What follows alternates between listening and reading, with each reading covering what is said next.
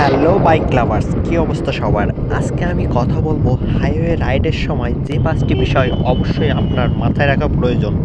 সর্বপ্রথম যে বিষয়টা গুরুত্ব দিতে হবে সেটা হচ্ছে আপনার স্পিড। আপনার স্পিড অবশ্যই ৫০ থেকে ৬০ থাকতে হবে। কারণ আপনি যদি এর নিচে নামেন তাহলে হাইওয়ের গাড়িগুলো আপনাকে ক্রস করবে।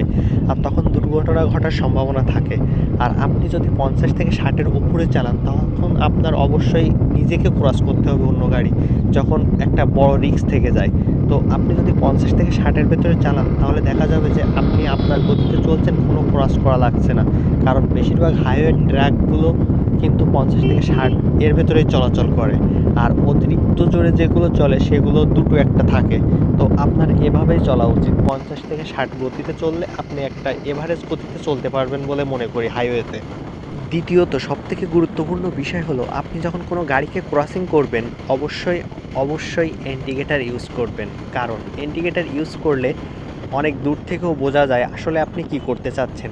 গাড়ির ধরন বা গাড়ি কি করতে চাচ্ছে সেটা অন্য গাড়ির ড্রাইভার বুঝতে পারে। তৃতীয়ত আপনি অবশ্যই লুকিং গ্লাস ব্যবহার করবেন, কারণ লুকিং গ্লাস ব্যবহার করলে আপনার পিছনের সব কিছু আপনি সুস্পষ্টভাবে দেখতে পাবেন। চতুর্থত বাইক রাইডের আগে অবশ্যই চাকার প্রেশারটা খেয়াল রাখবেন।